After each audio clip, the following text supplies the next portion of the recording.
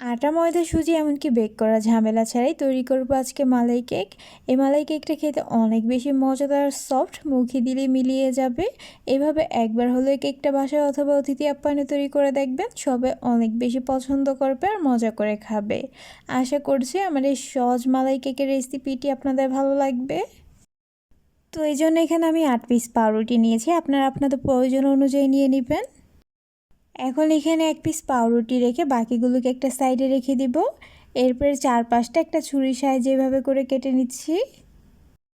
একইভাবে আমার বাকি পাউরুটি পিসগুলো কেটে নেওয়া হয়ে গেছে। এবার হচ্ছে এগুলোকে একটু সেঁকে নিব, এই জন্য চুলায় একটা প্যান বসিয়ে দিয়েছি। এখন এর মধ্যে 2 পিস পাউরুটি দিয়ে দিচ্ছি। এরপর চুলার আঁচ মিডিয়ামে রেখে এগুলোকে কিছুক্ষণ পরপর এপাশ ওপাশ করে একটু লালচে কালার করে সেঁকে নিব। খুব বেশি আঁচে এগুলো সেঁকা যাবে না, তাহলে উপরটা দ্রুত কালার চলে আসবে। এই জন্য মিডিয়াম আঁচে এগুলোকে সেঁকে নিতে হবে।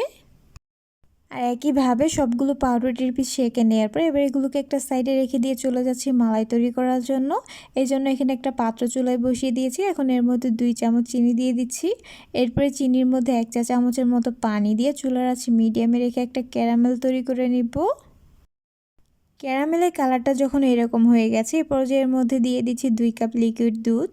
ক্যারামেলের কালারটা কিন্তু এখানে এর চাইতে বেশি করা যাবে না, তাহলে কেকটা খেতে খুব বেশি ভালো লাগবে না। এখন এখানে দিয়ে দিচ্ছি 1/3 কাপ গুঁড়া দুধ। এবারে গুঁড়া দুধটাকে লিকুইড দুধের সাথে ভালোভাবে মিশিয়ে নিব। ভালোভাবে গুঁড়া দুধটা মিশিয়ে নেওয়ার পর এখন এখানে 1/4 কাপ চিনি দিয়ে দিচ্ছি। এখানে মিষ্টির পরিমাণটা যা যা টেস্ট অনুযায়ী চিনিটা কমিয়ে বাড়িয়ে দিতে পারবেন। এবারে চিনিটাকে দুধের সাথে নেড়েচেড়ে ভালোভাবে মিশিয়ে মিডিয়াম আঁচে জাল করে নিব। তো এইভাবে নেড়েচেড়ে জাল করতে করতে মালাইটা যখন একটু ঘন হতে শুরু করবে, এরপর যেটাকে চুলার থেকে নামিয়ে নিব।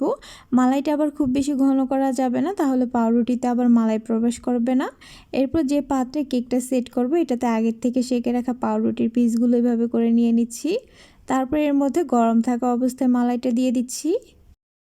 গরম থাকা অবস্থায় মালাইটা দিলে এতে করে পাউরুটিটা ভালো করে মালাইটা টেনে নিবে।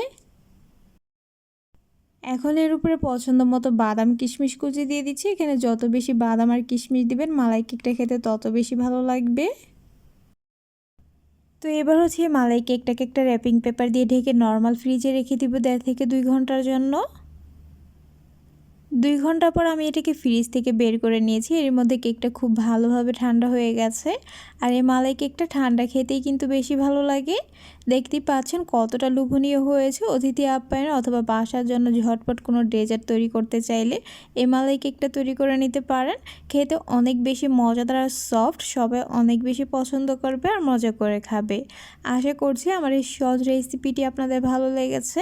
ভালো লাগলে আমার পেজটা ফলো করার অনুরোধ রইল, তার সাথে আমার চ্যানেলটা সাবস্ক্রাইব করার।